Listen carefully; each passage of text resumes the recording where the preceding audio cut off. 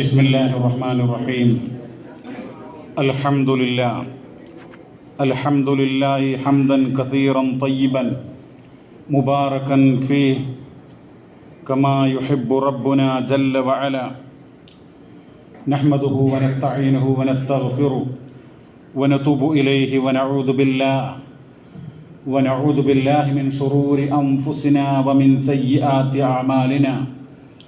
من يهده الله فلا مضل له ومن يضلل فلن تجد له وليا مرشدا. أشهد أن لا إله إلا الله وحده لا شريك له وأشهد أن محمدا عبده ورسوله أرسله بالهدى ودين الحق ليظهره على الدين كله ولو كره المشركون. اللهم صل على محمد وعلى آل محمد كما صليت على إبراهيم وعلى آل إبراهيم إنك حميد مجيد. اللهم بارك على محمد وعلى آل محمد كما باركت على إبراهيم وعلى آل إبراهيم إنك حميد مجيد. أما بعد فإن خير الحديث كتاب الله وخير الهدي هدي محمد صلى الله عليه وسلم وشر الأمور محدثاتها وكل محدثة بدعة وكل بدعة ضلالة وكل ضلالة في النار. أعوذ بالله من الشيطان الرجيم. بسم الله الرحمن الرحيم. يا أيها الذين آمنوا اتقوا الله حق تقاته ولا تموتن إلا وأنتم مسلمون.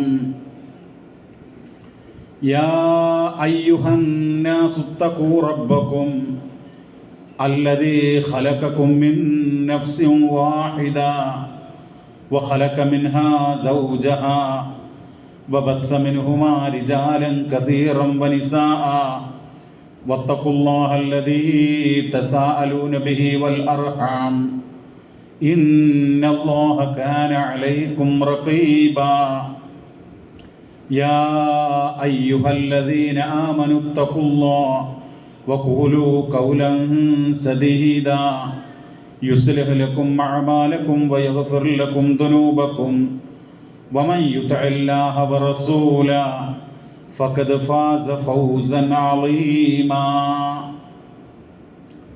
ആദരണീയരായിട്ടുള്ള സഹോദരി സഹോദരങ്ങളെ, അർഹമുറാഹിമീനായ അള്ളാഹുവിൻ്റെ കൃപയും കാരുണ്യവും രക്ഷയും സമാധാനവും നമ്മിലെല്ലാം സദാ വർഷിക്കുമാറാവട്ടെ. നബി തിരുമേനി സല്ലല്ലാഹു അലൈഹി വസല്ലമ ജനിച്ച മക്ക എന്ന് പറയുന്ന പുണ്യഭൂമിയിൽ നിന്ന് വിശ്വാസ സ്വാതന്ത്ര്യം ഹനിക്കപ്പെട്ടപ്പോൾ ലാ ഇലാഹ ഇല്ലല്ലാഹ് മുഹമ്മദുർ റസൂലുള്ളാഹ് എന്നുള്ള ആ മഹനീയമായിട്ടുള്ള വിശ്വാസം അനുസരിച്ചുകൊണ്ട് ജീവിക്കാൻ സാധ്യമാകാതെ വന്നപ്പോൾ നമുക്കറിയാം, മദീനയിലേക്ക് ഹിജറ വന്നു.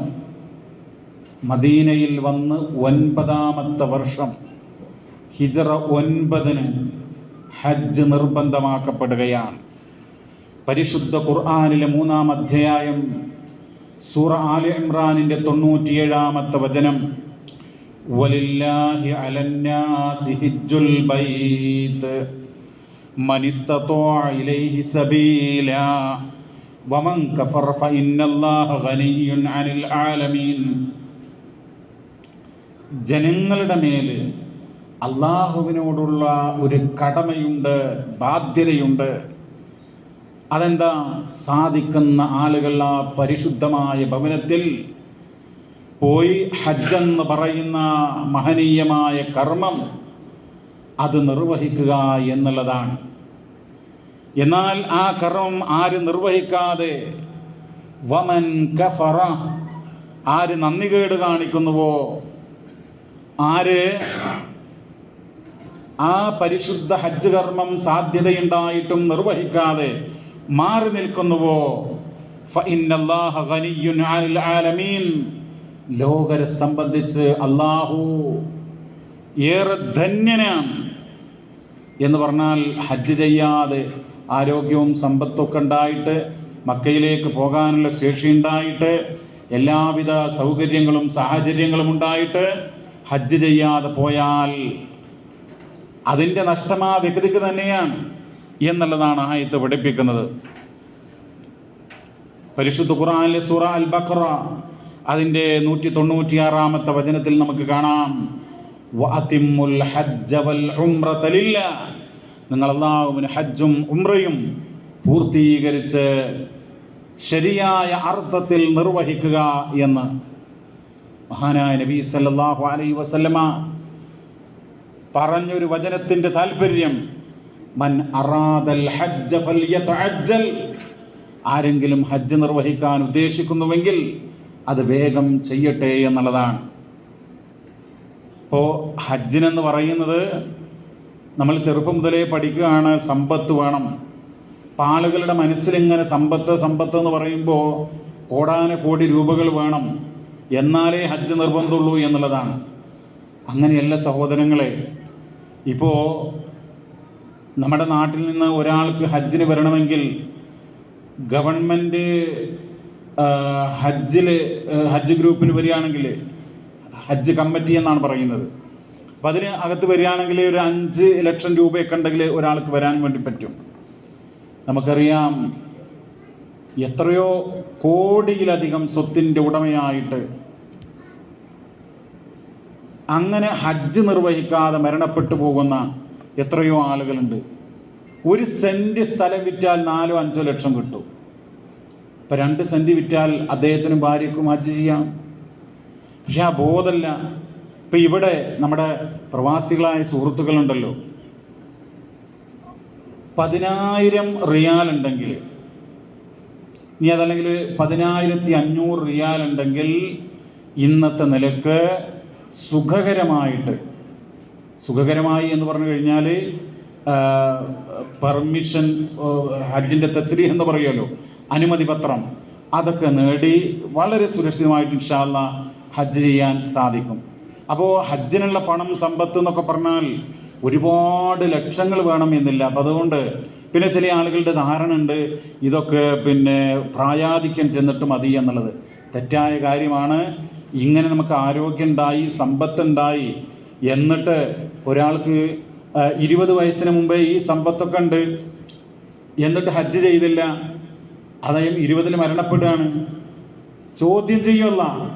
കാരണം പ്രായപൂർത്തിയായി കഴിഞ്ഞാൽ ഇതുപോലെയുള്ള മതം നിയമമാക്കിയിട്ടുള്ള കാര്യങ്ങൾ അത് ജീവിതത്തിൽ പ്രാവർത്തികമാക്കാൻ അവൻ ബാധ്യസ്ഥനാണ് എന്നുള്ളതാണ്. അപ്പം അതുകൊണ്ട് ഹജ്ജെന്ന് പറയുന്ന കർമ്മം അനന്തമായി നീട്ടിക്കൊണ്ടുപോകുക എന്നുള്ളത് ശരിയല്ല. നമ്മുടെ സഹോദരിമാർ, നമുക്കറിയാം എത്രയോ ഭൂമികൾ ഉടമപ്പെടുത്തിയിട്ട് സഹോദരിമാരുണ്ട്, എല്ലാവരുമല്ല. ബിൽഡിങ്ങുകൾ, നല്ല ടൗണുകളിലൊക്കെ ഒരുപാട് വാടക കിട്ടുന്ന ഷോപ്പിംഗ് കോംപ്ലക്സുകൾ, അപ്പം അങ്ങനെയൊക്കെയുള്ള ആളുകളുണ്ട്. അപ്പം ഇന്ന് ഈ കാലഘട്ടത്തിൽ നമുക്കറിയാം ഉംറയും ഹജ്ജും ഒക്കെ ചെയ്യുന്ന ധാരാളം ആളുകളുണ്ട്. പക്ഷേ എന്നാൽ പോലും ഉംറ ചെയ്യുകയും ഹജ്ജ് ചെയ്യാതിരിക്കുകയും ചെയ്യുന്ന ആളുകൾ ആ രൂപത്തിലൊക്കെ ചിന്തിക്കുന്നവരുണ്ട്. ഉംറ മതി, ഹജ്ജ് വേണം എന്നില്ല. ഹജ്ജ് എന്ന് പറഞ്ഞാൽ അവിടെ ഒരുപാട് ആളുകളുണ്ടാകും, അതിന് കുറേ ദിവസമുണ്ട്, അങ്ങനെയൊക്കെ പിന്നെ ചിന്തിച്ചുകൊണ്ട് അതൊന്നും മാറി നിൽക്കാതെ അത്ര വലിയൊരു സംഗതിയൊന്നും അല്ല എന്നുള്ളത്. പക്ഷേ ഈ ആയത്ത് തന്നെ അവസാനിപ്പിക്കുന്നത് എങ്ങനെയാ? വമൻ കഫറ ഫഇന്നല്ലാഹ ഗനിയ്യുൻ അനിൽ ആലമീൻ. ഹജ്ജ് ചെയ്യണം, അത് മനുഷ്യരുടെ മേല് അള്ളാഹുവിനോടുള്ള ബാധ്യതയാണ്, കടമയാണ് എന്ന് പറഞ്ഞിട്ട് എന്താ പറയുന്നത്? വമൻ കഫറ. കഫറ എന്ന് പറഞ്ഞാൽ 2 അർത്ഥമാണ്. ഒന്ന്, ആരെങ്കിലും നന്ദികേട് കാണിച്ചാൽ, മറ്റൊന്ന് ആരെങ്കിലും സത്യത്തെ നിഷേധിച്ചാൽ എന്നാണ്, വ്യാജമാക്കിയാൽ എന്നുള്ളതാണ്. അള്ളാഹുവിനൊരു കുഴപ്പമില്ല. അള്ളാഹുവിനൊരാൾ ഹജ്ജ് ചെയ്തില്ല എന്ന് വിചാരിച്ചിട്ട് ഒരു നഷ്ടവുമില്ല എന്നുള്ളതാണ്. അപ്പോൾ സഹോദരങ്ങളെ, ഹജ്ജ് എന്ന് പറയുന്നത് ആരോഗ്യമുള്ള, ഇനി ആരോഗ്യമില്ല എന്ന് വിചാരിക്കുക, സമ്പത്തുണ്ടെന്ന് വിചാരിക്കുക.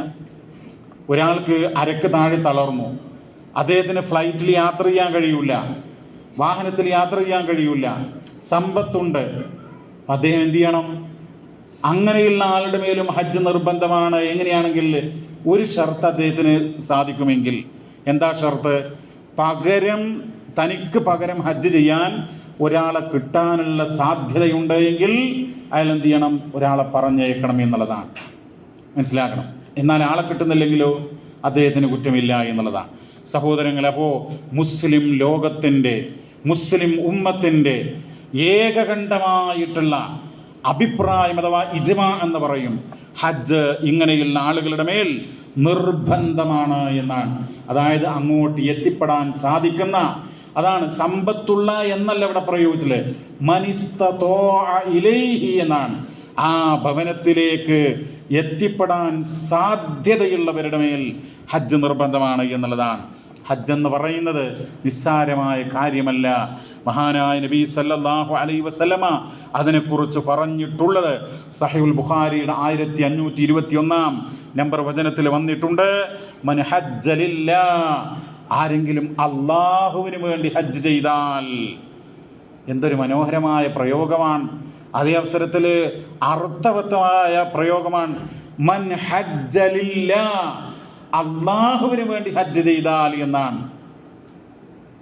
ശ്രദ്ധിക്കണം. പല ആളുകളും മനുഷ്യർക്ക് എപ്പോഴും ഈ ഭൗതികതയോട് വല്ലാത്തൊരു മമതയായിരിക്കും. ഈ ലോകത്ത്, ഭൗതിക ലോകത്ത്, ദുനിയാവിൽ കുറേ കാര്യങ്ങൾ നേടണം, ആളുകളുടെ ഇടയിൽ പ്രശസ്തി ഉണ്ടാകണം, ആളുകളുടെ ഇടയിൽ ഞാൻ നന്മ ചെയ്യുന്നവനാണ് എന്നൊക്കെയുള്ളൊരു ചിന്ത. അതാണ്, അതിനൊക്കെ വെട്ടിമാറ്റിക്കൊണ്ടാണ് മൻ ഹജ്ജ ലില്ലാഹ്, ആര് അള്ളാഹുവിന് വേണ്ടി ഹജ്ജ് ചെയ്യുന്നുവോ, ഫലം യർഫുസ്, അശ്ലീലം പ്രവർത്തിക്കാതെ, അശ്ലീലം സംസാരിക്കാതെ, അതുപോലെ തന്നെ വലം യഫ്സുഖ്, അധർമ്മം പ്രവർത്തിക്കാതെ, റജഅ കയൗമി വലദതുഹു ഉമ്മു, തൻ്റെ മാതാവ് തന്നെ പ്രസവിച്ച ആ ദിവസത്തെ കുഞ്ഞിനെ പോലെ ആയിരിക്കും അവൻ ഹജ്ജ് കഴിഞ്ഞ് മടങ്ങുക എന്നാണ് നബി സല്ലല്ലാഹു അലൈഹി വസല്ലമ ഈ വചനത്തിൽ പറഞ്ഞിട്ടുള്ളത്. നിങ്ങൾ ആലോചിച്ചു, ഹജ്ജിൻ്റെ മഹത്വമാണ്. ഒരു കുഞ്ഞ് പ്രസവിച്ച ദിവസത്തെ ആ പിഞ്ചു കുട്ടി, നവജാത ശിശു, ആ കുട്ടി സുബ്ഹാനല്ലാഹ്, ആ കുട്ടി ഒരു തെറ്റും ചെയ്തിട്ടില്ല. ആ കുട്ടി പാപസുരക്ഷിതനാണ്.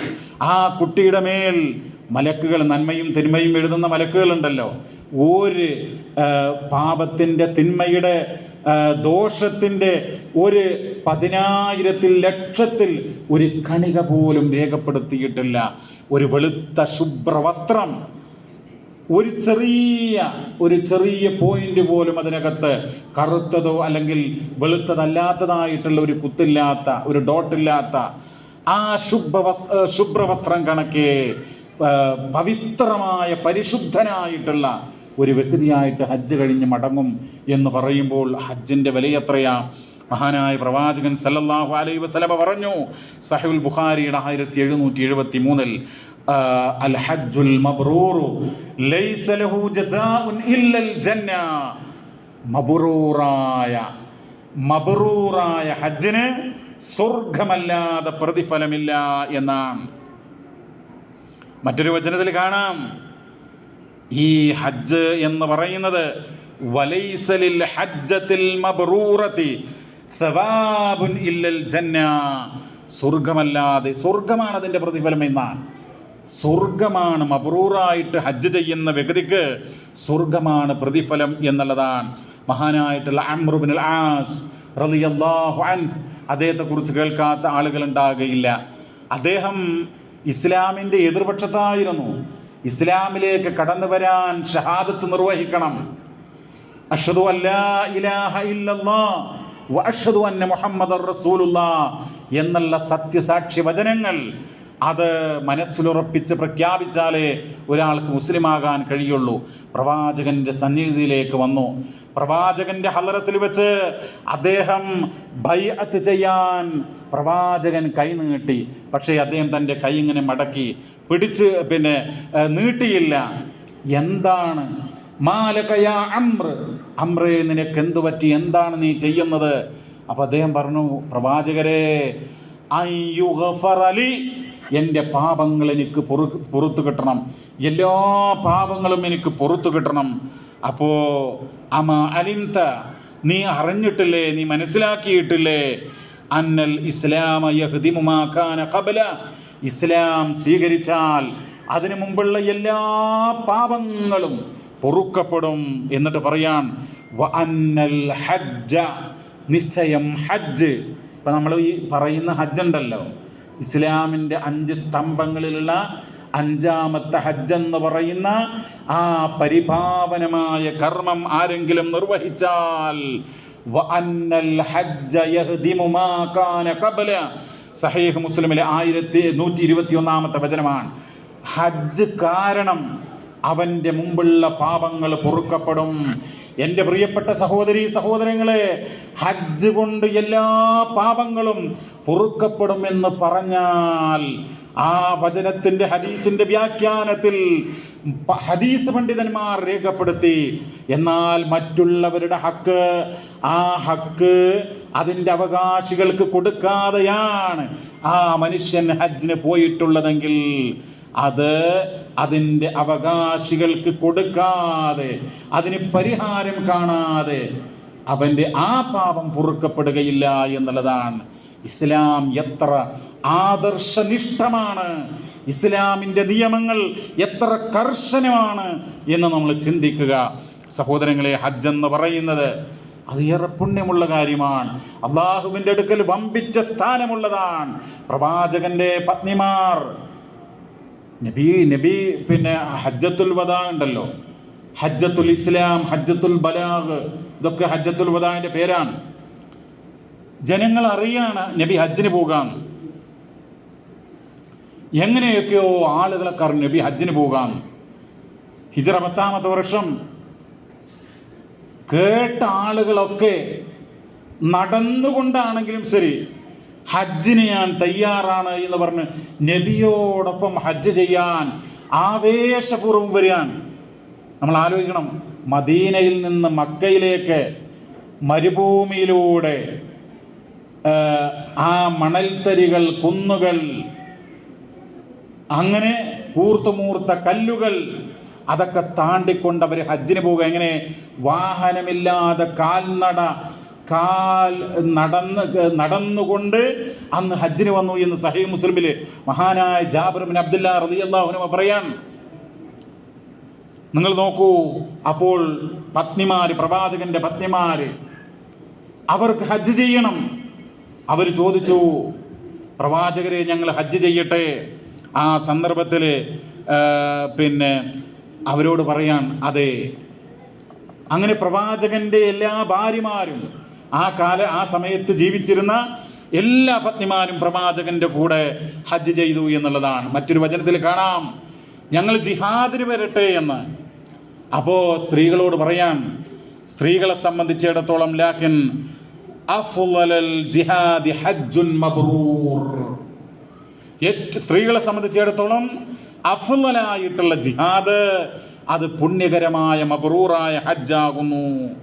ഹജ്ജ് എന്ന് പറയുന്ന കാര്യം അത് വമ്പിച്ച സ്ഥാനമാണ്. പ്രിയമുള്ളവരെ, ഹജ്ജ് എന്ന് പറയുന്ന സംഗതിക്ക് സ്വർഗമാണ്, നരകത്തു നിന്നുള്ള രക്ഷയാണ്. 10,500 റിയാൽ എന്ന് പറഞ്ഞല്ലോ, അത് ആത്മാർത്ഥമായി നിർവഹിച്ച് അത് അള്ളാഹുവിൻ്റെ മാർഗത്തിൽ നീട്ടി മുന്നോട്ട് വെച്ച് അവൻ്റെ ശരീരം കൊണ്ട് അവൻ ആ ഹജ്ജ് കർമ്മം അള്ളാഹുവിൻ്റെ റസൂല് പഠിപ്പിച്ചതുപോലെ ചെയ്താൽ ആ കത്തിയാളുന്ന നരകത്തിൽ നിന്നുള്ള മോചനമാണ്, ആ സ്വർഗപ്രവേശനമാണ് അതുകൊണ്ട് ലഭ്യമാകുക. അതുകൊണ്ട് എനിക്ക് ഈ സന്ദർഭത്തിൽ പറയാനുള്ളത്, ഈ ഇവിടെ കൂടിയിട്ടുള്ള സഹോദരിമാരുണ്ടാകും, സഹോദരങ്ങളുണ്ടാകും, ഹജ്ജ് ചെയ്യാത്തവർ ഇനി അടുത്ത അവസരത്തിൽ, ഈ വർഷം സാധിക്കാൻ സാധ്യതയില്ല, അടുത്ത വർഷം അത് ചെയ്യാനായിട്ട് ശ്രമിക്കുക. ഹജ്ജിന് പോകാൻ ഉദ്ദേശിക്കുന്ന 2-3 ആളുകൾ ഇവിടെ ഉണ്ട് എന്ന് ഞാൻ മനസ്സിലാക്കുകയാണ്. അള്ളാഹു അവർക്കൊക്കെ ഏറ്റവും നല്ല രൂപത്തിൽ ഹജ്ജ് ചെയ്യാനുള്ള ഭാഗ്യം പ്രദാനം ചെയ്യുമാറാവട്ടെ. അതുപോലെ അവരുടെ ഹജ്ജിന് വന്നിട്ടുള്ള ലോകത്തിൻ്റെ അഷ്ടദിക്കുകളിൽ നിന്ന് ഹാജിമാരായിട്ട് എത്തിയിട്ടുള്ള ആളുകളുണ്ട്. 2-3 ആഴ്ച മുമ്പ് തന്നെ എത്തിയിട്ടുണ്ട്. എത്രയോ ആളുകളുണ്ട്. അവർക്കൊക്കെ സുരക്ഷിതമായിട്ട് ഹജ്ജ് ചെയ്യാനും അവരുടെ പ്രാർത്ഥനകളും അതുപോലെ ഇസ്തിഗ്ഫാറും തൗബയും ഹജ്ജിൻ്റെ സമ്പൂർണ്ണമായ കാര്യങ്ങളൊക്കെ സുരക്ഷിതമായി നിർവഹിക്കുവാൻ അല്ലാഹു തആല അവർക്ക് അനുഗ്രഹങ്ങൾ ചൊരിയട്ടെ. സഹോദരങ്ങളെ, ഹജ്ജ് എന്ന് പറയുന്ന കാര്യം, അതിൻ്റെ വിശേഷണങ്ങൾ ഒരുപാട് കാര്യങ്ങൾ വിശദീകരിച്ചിട്ടുണ്ട്.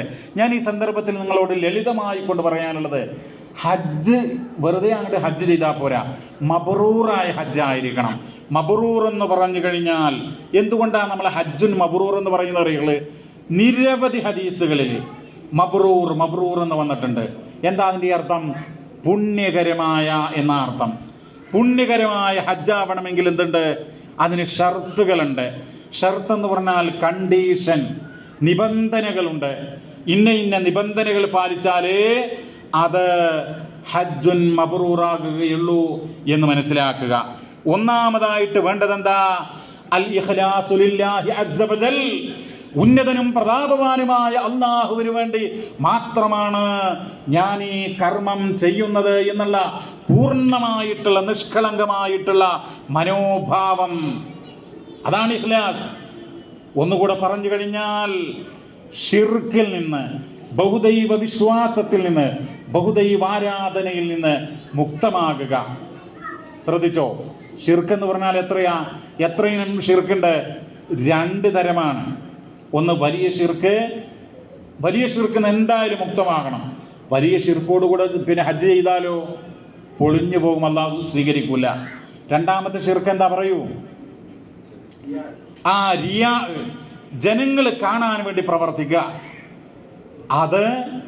അതിൻ്റെ ഒരു അംശം എന്ന് പറഞ്ഞാൽ, ഹജ്ജൊക്കെ കഴിഞ്ഞിട്ട് തിരിച്ചു വരുമ്പോഴേ നമ്മുടെ മനസ്സിൻ്റെ ഏതെങ്കിലും ഒരു കോണിൽ ഒരു കടുകുമണിയോളം ഒരു മോഹം, എന്നെ ഹാജി എന്ന് വിളിക്കണം എന്നുള്ള ചിന്തയുണ്ട് എങ്കിൽ, പേരൊക്കെ ഇങ്ങനെ വായിക്കുമ്പോഴേ ആ പേരിൻ്റെ കൂടെ ഹാജി എന്നൊന്ന് വിളിക്കണമെന്ന് ഈ മനുഷ്യൻ്റെ മനസ്സിൻ്റെ ഏതെങ്കിലും കോണിൽ ഒരു ചെറിയ അംശം മോഹമുണ്ട് എങ്കിൽ അത് മബ്റൂറായ ഹജ്ജാവുകയില്ല.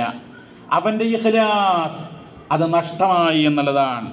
അതുകൊണ്ടാണ് അല്ലാഹു തആല പരിശുദ്ധ ഖുർആനിൽ പറയുന്നത്, ഫമൻ കാന യർജൂ ലിഖാഅ റബ്ബി, ആര് തൻ്റെ റബ്ബിനെ കണ്ടുമുട്ടണമെന്ന് ആഗ്രഹിക്കുന്നു എങ്കിൽ ഫലിയഅമൽ അമലൻ സ്വാലിഹാ, അവന് അമല് നന്നായി ചെയ്യട്ടെ എന്നാണ്. സ്വാലിഹായ വിധത്തിൽ അമല് ചെയ്യട്ടെ. വലാ യുശ്രിക് ബിഇബാദതി റബ്ബിഹി അഹദാ, തൻ്റെ റബ്ബിനുള്ള ഇബാദത്തിൽ ഒന്നിനെയും പങ്കു ചേർക്കാതിരിക്കട്ടെ. ഇവിടെ തൻ്റെ റബ്ബിനുള്ള ഇബാദത്തിൽ പങ്കു ചേർക്കാതിരിക്കട്ടെ എന്ന് പറഞ്ഞാൽ വലിയ ഷിർക്കല്ല ഉദ്ദേശിക്കുന്നത്, ചെറിയ ഷിർക്കാണ്. എങ്ങനെയാണ് ചെറിയ ഷിർക്ക്? ഹജ്ജ് ചെയ്യാണ് മറ്റുള്ള ആളുകൾ കാണണം എന്നുള്ള ആ നിയ്യത്തോടു കൂടെ. അപ്പോൾ അത് സ്വാലിഹായ കർമ്മമാവുകയില്ല, അത് മബ്റൂറായ ഹജ്ജാവുകയില്ല. അല്ലാഹു തആല പരിശുദ്ധ ഖുർആനിൽ ഇങ്ങനെ ഏതൊരു കർമ്മം ചെയ്യുമ്പോഴും ഇഖ്ലാസോടുകൂടെ ചെയ്യണമെന്ന് ആവർത്തിച്ചുകൊണ്ട് പറയുന്നുണ്ട്. മഹാന്മാരായിട്ടുള്ള സ്വഹാബികളുടെ അവസ്ഥ എന്തായിരുന്നു? പ്രവാചകന്റെ അനുയായികളായിട്ടുള്ള സ്വഹാബാ കിറാം, സഹോദരങ്ങളെ, ആ സ്വഹാബാ കിറാം അങ്ങേയറ്റം ആത്മാർത്ഥതയുള്ള ഇഖ്ലാസുള്ള ആളുകളായിരുന്നു. നമുക്കിന്ന് ഇഖ്ലാസൊക്കെ നഷ്ടപ്പെട്ടുകൊണ്ടിരിക്കാൻ ആളുകൾ, മതരംഗത്ത് പ്രവർത്തിക്കുന്നവർ, ഖുർആനും ഹദീസും പഠിച്ച ആളുകൾ, അതുപോലെ ഒരുപാട് നന്മ ചെയ്യുന്നവർ, പബ്ലിസിറ്റിക്ക് വേണ്ടി, അതുപോലെ മറ്റുള്ള പല താല്പര്യങ്ങൾക്കും വേണ്ടി. എന്നാൽ പരിശുദ്ധ ഖുർആനിൻ്റെ സൂറത്തുൽ ഫത്ഹിൻ്റെ 39-ാമത്തെ വചനത്തിൽ മഹാന്മാരായിട്ടുള്ള സ്വഹാബത്തിനെ കുറിച്ച് അല്ലാഹു തആല പറയാം, അവർ തറാഹും, നീ നിനക്കവരെ കാണാം. അള്ളാഹുവിൻ്റെ റസൂലിൻ്റെ അനുയായികളെ നിനക്ക് കാണാം. തറാഹും റുക്കഅൻ സുജ്ജദൻ യബ്തഗൂന ഫളലം മിനല്ലാഹ് വരിദ്വാനാ. നിനക്ക് അവരെ റുകൂഅ ചെയ്യുന്നവരായി, സുജൂദ് ചെയ്യുന്നവരായി കാണാം, ദീർഘമായി നമസ്കരിക്കുകയാണ്, അങ്ങേയറ്റത്തെ ഭക്തിയാണ്. പക്ഷേ അവരുടെ മനസ്സിനകത്തുള്ള മോഹം എന്താ? യബ്തഗൂന ഫളലം മിനല്ലാഹ് വരിദ്വാനാ. അള്ളാഹുവിൽ നിന്നുള്ള തൃപ്തിയാണ്, അള്ളാഹുവിൽ നിന്നുള്ള പ്രതിഫലമാണ് അവർ ആഗ്രഹിക്കുന്നത്, അള്ളാഹുവിൻ്റെ പൊരുത്തം. അപ്പോൾ ഇഖ്ലാസ്, അങ്ങേയറ്റത്തെ ഇഖ്ലാസ് അത് നമുക്കുണ്ടാവണം. പ്രത്യേകിച്ച് ഹജ്ജിന് പോകുന്ന ആളുകൾക്കുണ്ടാകണം എന്നുള്ളതാണ്. ലോകരെ കാണിക്കാൻ വേണ്ടിയുള്ള ഒരു പ്രവർത്തനം അത് ഒരിക്കലും, ഇന്നിപ്പോൾ നിങ്ങൾ നോക്കൂ, സ്ത്രീകൾ പോയി, ഇന്ന് നല്ല ഒരു 5-8 കൊല്ലം മുമ്പ് മിനായിലൊക്കെ ജംറയിലൊക്കെ എറിഞ്ഞു കഴിഞ്ഞാൽ പിന്നീട് ആളുകൾ അങ്ങോട്ട്, സ്ത്രീകൾ പോലും ഹജ്ജിന് വന്നിട്ടുള്ള സ്ത്രീകൾ പോലും ഭയങ്കര സെൽഫി ലൈവ് നാട്ടിലേക്ക് കൊടുക്കുക, ലൈവായിട്ട്. അപ്പോൾ നമ്മളതിനെ എതിർക്കല്ല. പക്ഷേ എവിടെയൊക്കെയോ നമ്മുടെ ഇഖ്ലാസിനെ കോട്ടം തട്ടുന്ന പല പ്രവർത്തനങ്ങളും. മക്കയിലെ ഇമാം അദ്ദേഹം പലതവണ പറഞ്ഞു, നിങ്ങൾ ഈ ഹറമിലൊക്കെ വരുമ്പോൾ, ഹജ്ജിനൊക്കെ വരുമ്പോൾ ഇതുപോലെയുള്ള പ്രകടനങ്ങളൊന്ന് അവസാനിപ്പിക്കൂ എന്ന് പലതവണ പറയണ്ടായി. എന്താ കാരണം?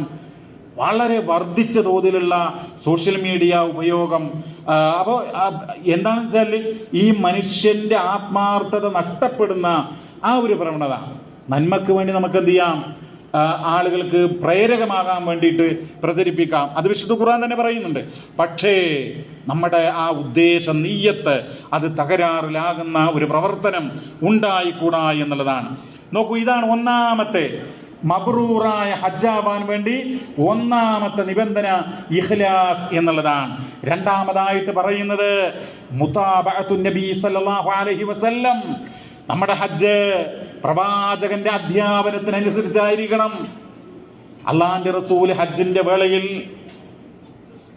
റസൂല് മാത്രമല്ല വിശുദ്ധ ഖുർആനിലുണ്ട്, ഇബ്രാഹിം നബി അലൈഹി സ്വലാത്തു വസ്സലാം പരിശുദ്ധ കഅബാലയം പണിതിട്ട് പറയാണ്, വ അരിനാ മനാസികനാ,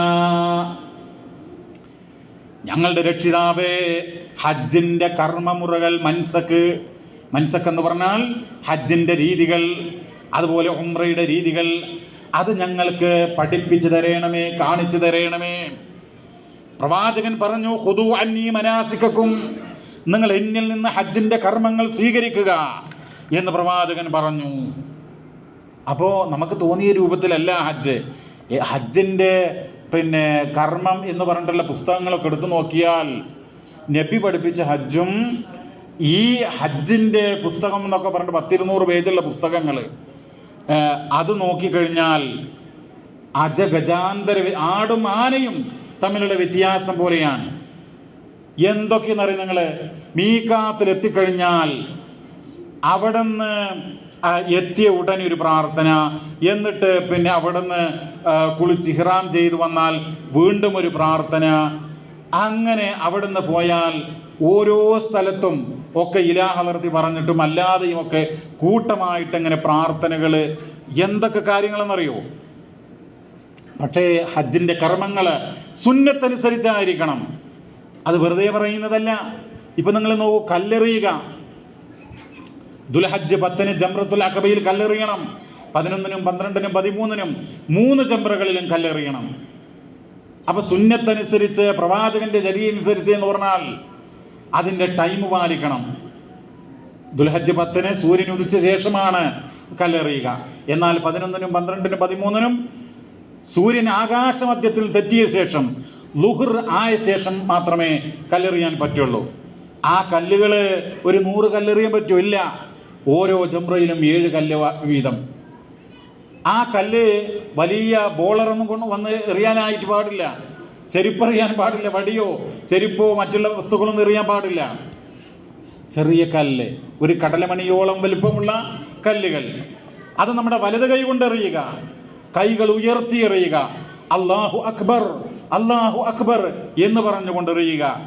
ഈ രൂപത്തിൽ ഓരോ കാര്യവും ഹജ്ജിൻ്റെ തുടക്കം മുതൽ അവസാനം വരെ അള്ളാന്റെ റസൂല് ചെയ്തതുപോലെ ചെയ്യുക. എന്നാലാണ് ഹജ്ജ് മബ്റൂറാകുക എന്ന് നമ്മൾ മനസ്സിലാക്കുക. ഇനിയോ അതല്ല എങ്കിലോ ബിദ്അത്തുകൾ കടന്നുകൂടിയാലോ? ബിദ്അത്തുകൾ, തവാഫൊക്കെ കണ്ടില്ലേ നിങ്ങൾ? തവാഫിന് പ്രത്യേകമായിട്ട് ഓരോ ചുറ്റിനും പ്രാർത്ഥനകളാണ്. ഒന്നാമത്തെ ഷൗത്തിൽ, രണ്ടാമത്തെ ഷൗത്തിൽ എന്ന് പറഞ്ഞുകൊണ്ട് എവിടെയും. അപ്പം അതൊന്നുമില്ല, അതൊന്നും പ്രവാചകൻ പഠിപ്പിച്ചതല്ല. നബി സല്ലല്ലാഹു അലൈഹി വസല്ലം പറഞ്ഞു, ഇയ്യാകും വമുഹ്ദസാത്തിൽ ഉമൂർ, നിങ്ങൾ ഈ കാര്യങ്ങളിലെ പുതിയ സംഗതികളെ സൂക്ഷിക്കണം. മതത്തിൻ്റെ പേരിൽ ചെറുതോ വലുതോ ആയിട്ടുള്ള സംഗതികളുണ്ടല്ലോ, അത് ഗൗരവമായിട്ട് ഓർക്കണം.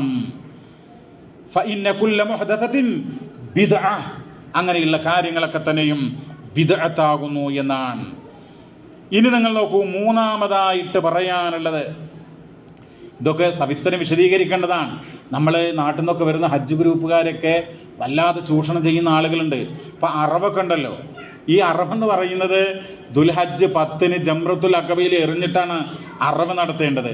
പക്ഷേ ചില ആളുകൾ പല മസലകളൊക്കെ പറഞ്ഞുകൊണ്ട് ഈ ബലിക്കുള്ള പൈസ വാങ്ങിയിട്ട് അത് പിന്നെ ഹജ്ജ് ആരംഭിക്കുന്നതിന് മുമ്പ് തന്നെ, ദുൽഹജ്ജ് 8 ഹജ്ജ് ആരംഭിക്കുക, പക്ഷെ അതിൻ്റെ മുമ്പ് തന്നെ അറക്കുന്ന ആളുകളുണ്ട്. സുബ്ഹാനല്ലാഹ്, ഒരു 4-5 വർഷം മുമ്പ് ഒരു സുഹൃത്ത് പറഞ്ഞെന്താ അറിയോ, പിന്നെ നമ്മുടെ മഞ്ചേരി ഭാഗത്തുള്ള ഒരു ഡ്രൈവറാണ്, ഈ ട്രെയിലർ ഓടിക്കുന്ന ഡ്രൈവർ. അദ്ദേഹം പറയാ, ഞാൻ എൻ്റെ ഉമ്മയെയും ബാപ്പയെയും ഹജ്ജിന് കൊണ്ടുവന്നു. അങ്ങനെ പിന്നെ ബലി കൊടുക്കാതിരിക്കാനുള്ള ചില ഉപായങ്ങൾ, മസാലകൾ പറഞ്ഞിട്ട് ബലി കൊടുത്തില്ല. അവസാനം ആളുകൾ എന്തൊക്കെയോ പറഞ്ഞപ്പോൾ പിന്നെ ഇവരുടെ അമീർ എന്ന് പറയും, അദ്ദേഹത്തോട് സംസാരിച്ചപ്പോൾ ഇനി അടുത്ത വർഷം ബലി കൊടുത്താൽ മതി, ഈ പ്രാവശ്യം ഹജ്ജിന് അടുത്ത വർഷം ബലി കൊടുത്താൽ മതി. ഇതൊക്കെ നമ്മുടെ നാട്ടിൽ നടക്കുന്നതാണ്, ഇവിടെ നടന്ന സംഭവമാണ്. ഹജ്ജിൻ്റെ ബലി എന്ന് പറഞ്ഞാൽ എന്താ? തമത്വമായിട്ടും കിറാനായിട്ടും ഹജ്ജ് ചെയ്യുന്ന ആള് ബലി കൊടുക്കൽ വാജിബാണ്, നിർബന്ധമാണ്. ഒരു വാജിബ് ഇല്ല എങ്കിൽ പിന്നെ എങ്ങനെയാ ഹജ്ജ് ശരിയാവുക? അപ്പോൾ ഇതൊക്കെയാണ് അവസ്ഥ. ഹജ്ജ് കൃത്യമായി പഠിച്ച് മനസ്സിലാക്കിയിട്ട് പോകണം.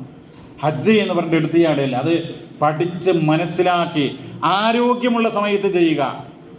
ഏതാണ് അറഫ, ഏതാണ് മുസ്ദലിഫ എന്നൊന്നും വ്യക്തമാകാൻ സാധിക്കാത്ത വണ്ണം ബുദ്ധി നശിച്ച ശേഷം എന്നിട്ടല്ല പോകേണ്ടത്. അപ്പോൾ ചുരുക്കം പറഞ്ഞു കഴിഞ്ഞാൽ മൂന്നാമത്തെ ഹജ്ജുൽ മബ്രൂർ, മബ്രൂറായ ഹജ്ജിൻ്റെ മൂന്നാമത്തെ ഒരു നിബന്ധന എന്ന് പറയുന്നത് അയ്യകൂന മിൻ മാലിൻ ഹലാൽ, ഹലാലായ സമ്പത്ത് കൊണ്ടായിരിക്കണം. അത് വളരെ പ്രധാനപ്പെട്ടതാണ്. എന്തൊരു സംഗതിയാണെങ്കിലും പ്രിയമുള്ളവരെ, ഹലാലായ സമ്പത്ത് കൊണ്ട് ഉള്ളതായിരിക്കണം. പരിശുദ്ധ ഖുർആൻ സൂറത്തുൽ ബഖറയുടെ 168 നിങ്ങൾ കേട്ടിട്ടില്ലേ? യാ അയ്യുഹന്നാസ് കുലൂ മിമ്മാ ഫിൽ അർളി ഹലാലൻ തയ്യിബാ വലാ തത്തബിഉ ഖുതുവാതിശ് ശൈത്വാൻ ഇന്നഹു ലക്കും അദുവ്വും മുബീൻ. ഹേ ജനങ്ങളെ, നിങ്ങൾ ഹലാലായത് ഭക്ഷിക്കുക. കുലൂ മിമ്മാ ഫിൽ അർളി ഹലാലൻ തയ്യിബാ, ഹലാലെന്ന് മാത്രമല്ല തയ്യിബൻ, വിശിഷ്ടമായതായിരിക്കണം, ഉത്തമമായതായിരിക്കണം. അതാ ഭക്ഷിക്കാൻ പറ്റുള്ളൂ, ഹലാലാവണം. ഹലാലല്ലാത്ത സമ്പത്ത് കൊണ്ട് കച്ചവടത്തിലൊക്കെ പല രൂപത്തിലുള്ള കൃത്രിമങ്ങൾ കാണിച്ച് പലിശയുമായി ബന്ധപ്പെട്ട് അങ്ങനെയൊക്കെ അള്ളാഹു ഹറാമാക്കിയ രൂപത്തിൽ സമ്പാദിച്ചതുകൊണ്ടൊക്കെ ഹജ്ജ് ചെയ്താൽ എങ്ങനെ ഇരിക്കുമെന്ന് ചിന്തിക്കുക. നബി സല്ലല്ലാഹു അലൈഹി വസല്ലം പറഞ്ഞു, ഒരു ഹലാലായ സമ്പത്ത് ഹലാലായ രൂപത്തിൽ കച്ചവടം ചെയ്യുന്ന ആളുകളുണ്ടല്ലോ, അത്താജിറുൽ മുസ്ലിമു അസ്സദൂഖുൽ അമീൻ യുഹ്ശറു മഅൻ നബിയ്യീന വസ്സുദ്ദീഖീൻ. നല്ല രൂപത്തിൽ സത്യസന്ധമായി കച്ചവടം ചെയ്യുന്ന ഒരാൾ അമ്പിയാക്കളുടെ സുദ്ദീഖീങ്ങളുടെ കൂടെയാണ് ഒരുമിച്ച് കൂട്ടപ്പെടുക പരലോകത്തുനിന്ന്. ഇതെന്താ അങ്ങനെ പറയാൻ കാരണം? അത്തുജാറു ഫുജാറുൻ എന്ന് മറ്റൊരു വചനത്തിൽ കാണാം. എന്ന് പറഞ്ഞാൽ കച്ചവടക്കാർ അധർമ്മകാരികളാണെന്നാണ്. മൊത്തത്തിൽ എല്ലാവരെയും ആക്ഷേപിക്കല്ല, ഒരുപാട് ആളുകൾ ജനങ്ങളെ വല്ലാതെ പറ്റിക്കുന്നു പല രൂപത്തിൽ, ഹറാമായ വിധത്തിൽ. അപ്പോൾ അതിന് താക്കീത് നൽകുകയാണ് അല്ലാഹുവിൻ്റെ റസൂല്. അപ്പോൾ ഹജ്ജ് എന്ന് പറയുന്നത് അത് ഹലാലായ സമ്പത്ത് കൊണ്ടായിരിക്കണം. ആ വിഷയത്തിൽ വന്നിട്ടുള്ള നേരത്തെ നമ്മൾ ഓതിയിട്ടുള്ള ആയതുണ്ടല്ലോ, അതിൻ്റെ വിശദീകരണത്തിൽ വന്നിട്ടുള്ളൊരു ഹദീസ് നിങ്ങൾ പലപ്പോഴും കേട്ട് കാണും. ഒരു മനുഷ്യൻ അദ്ദേഹം ഹജ്ജിന് വന്നിട്ടുണ്ട്. ആ മനുഷ്യന് ഹജ്ജിൻ്റെ യാത്ര കാരണം അദ്ദേഹത്തിൻ്റെ ശരീരത്തിലും തലമുടിയുമൊക്കെ വളരെ പൊടി പുരണ്ട് അങ്ങനെ ജട പുരണ്ട് ആ രൂപത്തിലാണ്. ഒരു സാധു മനുഷ്യനാണ് കണ്ടാൽ. ഒരുപാട് പ്രയാസപ്പെട്ടിട്ടാണ് എത്തിയിട്ടുള്ളത്. എന്നിട്ട് അദ്ദേഹം ആത്മാർത്ഥമായിട്ട് യാ റബ്ബ് യാ റബ്ബ് എന്ന് ദുആ ചെയ്യാൻ അള്ളാഹിൻ്റെ റസൂല് ചോദിച്ചു, ഫഅന്നാ യുസ്തജാബു ലഹു, എങ്ങനെയാണ് അദ്ദേഹത്തിന് ഉത്തരം ചെയ്യപ്പെടുക? കാരണം വമത്അമുഹു ഹറാം, അദ്ദേഹത്തിൻ്റെ ഭക്ഷണം ഹറാമായിരുന്നു. വമശ്റബുഹു ഹറാം, അദ്ദേഹം കഴിച്ചത് കുടിച്ചത് ഹറാമായിരുന്നു. അദ്ദേഹം ധരിച്ചതും ഹറാമാണ്. വഗുദിയ ഫിൽ ഹറാം, അദ്ദേഹം വളർന്ന് വന്നത് തന്നെ ഹറാമിലാണെന്ന. അപ്പം ആ രൂപത്തിൽ ഹറാമ് കൊണ്ട് ജീവിച്ചൊരു മനുഷ്യൻ അവൻ എങ്ങനെയാണ് ഉത്തരം ചെയ്യപ്പെടുക എന്നാ? അപ്പം അവൻ്റെ ഹജ്ജ് സ്വീകരിക്കുമോ? ഇല്ല. മബ്രൂറാകുമോ? ഇല്ല. അത് ശ്രദ്ധിക്കുക എന്നാണ്. മറ്റൊന്ന്, പാപങ്ങളിൽ നിന്ന് വിട്ടു നിൽക്കണം എന്നാണ്. ഖുർആൻ തന്നെ ആയത്തുണ്ട്, ഫമൻ ഫറള ഫീഹിന്നൽ ഹജ്ജ ഫലാ റഫസ വലാ ഫുസൂക വലാ ജിദാല ഫിൽ ഹജ്ജ്. ഹജ്ജിൽ പ്രവേശിച്ചാൽ പിന്നീട് അശ്ലീലം പാടില്ല, അധർമ്മം പാടില്ല, തർക്കവിതർക്കം എന്ന് പറഞ്ഞാൽ ഒരാൾ മതപരമായൊരു തെറ്റ് ചെയ്ത് കണ്ടാൽ സഹോദര അങ്ങനെ പാടില്ല എന്നൊക്കെ പറയാം. വെറുതെ അനാവശ്യമായിട്ട് അങ്ങോട്ടും ഇങ്ങോട്ടും തർക്കിക്കുക, നിസ്സാര കാര്യങ്ങൾക്ക് പർവ്വതീകരിച്ച് വെറുതെ മണിക്കൂറുകൾ നഷ്ടപ്പെടുത്തുക, അതൊക്കെ ചില ആളുകളുടെ ഒരു രീതിയാണ്. പക്ഷേ അത് പാടില്ല. അതാണ്. അപ്പോൾ അതുപോലെ ഗീബത്ത്, നമീമത്ത്, അങ്ങനെയുള്ള ഒരുപാട് തെറ്റായ തിന്മകളുണ്ടല്ലോ, അതിനൊക്കെ ഒരു ഹാജി വിട്ടു നിൽക്കണം. ഇത് വളരെയധികം ശ്രദ്ധിക്കേണ്ടതാണ്. പ്രത്യേകിച്ച് ഇപ്പോൾ ഇവിടുന്നൊരു ഹജ്ജിന് പോയാൽ അതിലൊരു 8-10 ദിവസം, ഏറി വന്നാൽ 8-9 ദിവസമാണ് ടോട്ടൽ യാത്രയടക്കം ആവുക. മദീനത്തു കൂടെ പോയി കഴിഞ്ഞാൽ മദീന ഹജ്ജിൻ്റെ ഭാഗമല്ല. അതും നമ്മൾ മനസ്സിലാക്കണം. ഹജ്ജ് ചെയ്യുന്ന ആൾ മദീന സന്ദർശിച്ചില്ലെങ്കിൽ ഹജ്ജ് പൂർണ്ണമാവുകയില്ല. ഞാൻ ഇന്നലെയും കേട്ടു ഒരാളുടെ ഒരു സംസാരം. തെറ്റാണത്. ഹജ്ജിൻ്റെ അർക്കാനുകൾ, ഹജ്ജിൻ്റെ വാജിബാത്തുകൾ, അതൊക്കെ അതിലൊന്നും മദീന പരാമർശിക്കുന്നില്ല. അപ്പോൾ ചുരുക്കം പറഞ്ഞു കഴിഞ്ഞാൽ നാട്ടിൽ നിന്ന് ഒരാൾ ഹജ്ജിന് വന്നാൽ 40 ദിവസമൊക്കെയാണ് സാധാരണ പിടിക്കുന്നത്. ഈ 40 ദിവസമാകുമ്പോഴേക്കും ആളുകൾ ഹജ്ജിൻ്റെ മഹത്വമൊക്കെ പലരും മറന്ന് തെറ്റായ കാര്യങ്ങൾ, മറ്റുള്ളവരെ കുറിച്ച് വേണ്ടാത്തതൊക്കെ പറയുന്ന അവസ്ഥയുണ്ടാകും. അപ്പോൾ നിരന്തരം ഓർമ്മ ഉണ്ടാവണം, ഓർമ്മപ്പെടുത്തുകയും വേണം പാപങ്ങളിൽ നിന്ന് വിട്ടു നിൽക്കുക എന്നുള്ളത്. ഇതാണ് 4ാമതായിട്ട് അതിനുള്ള ഷർത്ത്. മറ്റൊന്ന് പ്രിയമുള്ളവരെ, ഹജ്ജിൻ്റെ ഏറ്റവും മർമ്മപ്രധാനമായിട്ടുള്ള ഒരു കാര്യം എന്താ? അറഫ ദിവസം. നബി സല്ലല്ലാഹു അലൈഹി വസല്ലമ പറഞ്ഞു, അൽ ഹജ്ജു അറഫ, ഹജ്ജ് എന്ന് പറഞ്ഞാൽ അറഫയാണ്. അറഫ ദിവസം എന്ന് പറഞ്ഞാൽ അതിൻ്റെ പ്രത്യേകത ഏറ്റവും കൂടുതൽ നരകത്തിൽ നിന്ന് നരകവാസികളെ മോചിപ്പിക്കുന്ന ദിവസമാണ്. അല്ലാഹു തആല 1ാം ആകാശത്തേക്ക് വരും. എന്നിട്ട് അവിടെ ഒരുമിച്ച് കൂടിയിട്ടുള്ള ഹാജിമാരെ സംബന്ധിക്കൊണ്ട് മലായികത്തുകളോട് അഭിമാനം കൊള്ളും എന്നാണ്. എന്താണ് അവർ ആഗ്രഹിക്കുന്നത്? മാതാ അറാദ ഹൗലായി, എന്താണ് അവിടെ ഒരുമിച്ച് കൂടിയിട്ടുള്ള ഹാജിമാർ, ആ മനുഷ്യർ ആഗ്രഹിക്കുന്നത് എന്നാണ്. അപ്പം അതിനുള്ള ഉത്തരം എന്താ? യർജൂന റഹ്മത റബ്ബിഹിം, ആ തങ്ങളുടെ രക്ഷിതാവിൻ്റെ കാരുണ്യമാണ് അവർ ആഗ്രഹിക്കുന്നത് എന്നാണ്. സഹോദരങ്ങളെ, ആ ഒരു ചിന്ത, ആ ഒരു അറഫ ദിവസം, അത് പറയുമ്പോൾ നമ്മൾ മറ്റൊരു കാര്യം മനസ്സിലാക്കണം. ഇപ്പോൾ ഹജ്ജിന് പോകാത്ത ആളുകൾ എന്ത് ചെയ്യണം? അന്ന് നോമ്പ് നോക്കാനായിട്ട് ശ്രമിക്കണം. ഹജ്ജിന് പോകുന്നവർ, ഈ പ്രാവശ്യം ഹജ്ജിന് ചെയ്യുന്നവർ അറഫ ദിവസം എന്ത് ചെയ്യാൻ പാടില്ല? നോമ്പ് നോക്കണ്ട. കാരണം പ്രവാചകൻ അന്ന് നോമ്പ് മുറിച്ച് ഇരിക്കുകയായിരുന്നു, നോമ്പ് അനുഷ്ഠിച്ചിരുന്നില്ല. എന്നാൽ ഹജ്ജിന് പോകാത്ത ആളുകൾ നോമ്പ് നോക്കുക എന്നുള്ളത് വളരെ പ്രധാനമാണ്. 2 വർഷത്തെ ചെറിയ പാപങ്ങൾ പൊറുക്കാൻ നിമിത്തമാകുന്ന ഒരു കാര്യമാണ് അറഫ ദിവസത്തെ ആ നോമ്പ് എന്ന് നമ്മൾ മനസ്സിലാക്കുക.